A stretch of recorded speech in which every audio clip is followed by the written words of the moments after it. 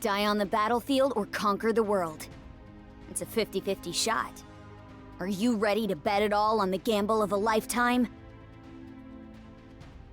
A lion never relents. No matter how small its prey. I was born to be a hero. By my destiny, I will cut you down! Alright. Well, we got some new stuff. Let's talk about Lionheart Cermia real quick. We're gonna go ahead and skip forward a little bit. Let's get to stats. Stats. There we go, stats. She's a Pisces warrior, first of her kind. Low base attack, decent health, decent speed, pretty high defense. I think she's got the highest base defense of all the warriors in the game, which is nice. No bonus crit damage, but 30 bonus ER, which is pretty nice, right? Yeah, it says right here she has high defense and effect resist among warriors. Pretty neat. So, bet you're wondering, like, what the hell does this unit do? So let's just skip forward. This is her skill 2. I believe this is just a passive activated ability. Gains 40 fighting spirit at the start of the first battle, so she just starts out with 40 fighting spirit. After an ally suffers an extra attack, counter attack, or dual attack, it dispels all debuffs inflicted on the caster and activates Shine. The effect after being attacked can only be activated once every 3 turns. So, I think it goes down to 2 as well, which isn't bad. 2-turn cooldown on this is pretty good. Emits light, increasing defense and ER resistance, or I just said effect resistance. ER of the caster for 2 turns and gains 50 fighting spirit, putting her at 90, right? And this is after any extra attack, counter attack, or dual attack. So, like, Amiru's extra attack, Politis's activation, SSB proc, Belion's extra attack, anything like that, will proc this. Any random dual attack, and it dispels herself, which is good. So, it's weird that she has ER if she dispels herself, but this is, I don't know, kind of odd. But getting free effect resistance isn't a bad thing. She can resist, like, lower things, right? So, if she gets, like, 80 for free from a buff and her base stats, that she's going to be resisting a lot of units that have debuffs that have no effectiveness, right? Which is pretty good. So, they demonstrate how this is used here with Politis. 한 번만 발생합니다. 빛이여는 빛을 발산하여 자신에게 이득합니다. 방어력 증가, 효과저항 증가를 발생시키고 투지를 50 획득합니다. Alright, so you saw how that works here. This consumes 80 fighting spirit, so she has to get that proc to use this. She can't just use this, you know, all the time. This also gives her an extra turn, which is kind of crazy to think about. And she gives herself defense buff. So, keep that in mind here, right? So since she's a defense scaling unit, and she basically, this is an attack buff for her, right?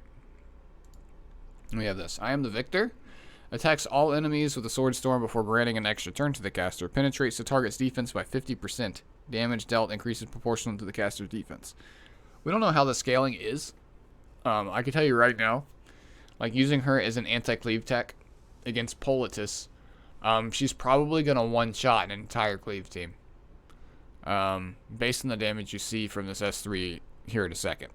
She's going to hit pretty hard. So, I don't really need to go more in depth on this ability. It's just an AoE that hits hard as shit, right? And it's all extra damage here. So we got 10, 40% extra damage here. That's a lot of extra damage from Molos. 을 50% 관통합니다. But like, 1스킬과 마찬가지로 자신의 방어력에 비해 피해량이 증가합니다. That's pretty decent damage. This must be a tank Politis. This isn't bad. She's got defense buff there. I don't know what her gear looks like. She's got attack buff too. That's pretty good damage for this tanky team, right? If this is, like, if she hit that hard here, like, she would just one-shot at the cleave team, right? That's where everything's built on damage. She would literally just one-shot their entire team. So, And this is her skill 1. Attacks enemy with a sword, increase speed of the caster for 1 turn. Damage dealt increases proportional caster's defense. So, she has 3 buffs that she gives herself in her kit, which is pretty nice. Which makes, I was thinking about using Mask on her, but she gets, like, 2 of those buffs for free. So, she's definitely interesting. Moving forward here, they just kind of show what. 소울 10개 사용 시 This is her S1. 증가합니다. So she can soul burn to do more damage with this one. 마법과 검술에 통달한 She's a very 위대한 interesting 정복자. unit. 사자왕 체르미아는 It's good that she's 2월 AoE 3일부터 and single target, right? Because like some AoE really gets punished in the game right now, and I don't think she's an AoE unit that really gets punished, right? Her having all this free effect resist, for example, like against like units like Rim, right? Rim's not going to easily defense break her, which is basically an attack down to her as well, right? Unless Rim's activated. She's interesting. To where like I think she's good, but I honestly I don't see this unit as being oppressive. Not necessarily. It really depends. I'm not exactly sure. Like Jesus, look at those thighs. I'm not sure how good she's gonna be. Self-crit imprint is good. Thing is, like, bruisers are really good right now. She's gonna pair really well with a lot of the support in the game. Like her next to Kerouac, for example, with her taking a bunch of turns, and not being easy to kill.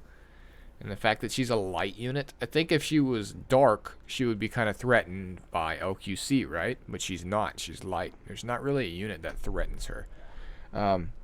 S-Tennies are built on like full damage right now. She'll likely just one-shot S-Tennies.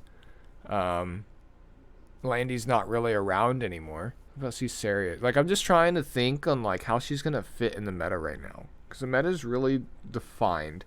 I think the other unit that they tease, Peyra, is going to be a huge addition to the meta. It's going to be picked a lot. High base speed, you know, drafted in this area. Speed contest for Cleave. I think she's going to definitely change the meta up a little bit. But I don't know about Cermia. I'm not exactly sure how this unit's going to work. I think she's going to be good. There's a lot of extra attack mechanics in the game. There is ML Lilius. ML Lilius is going to proc her all the time. Amiru. But Amiru can steal her passive, though. So maybe that's what the ER is for. So maybe getting some ER on her to prevent herself from getting sealed from Amiru. She's a decent Amiru counter, which I could see. In like standard drafts, I think she'll be a decent neutral DPS pick. She's going to be kind of like picked like how Rylet and Aravi are now. I think she's another option that you can, and Amiru, for example. I almost forgot her, but those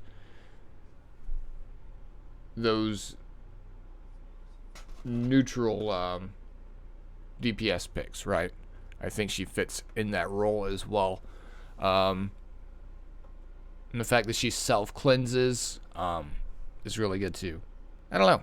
Very interesting unit. Let me know what you guys think down in the comments. I'm going to have to think more on her, to be honest.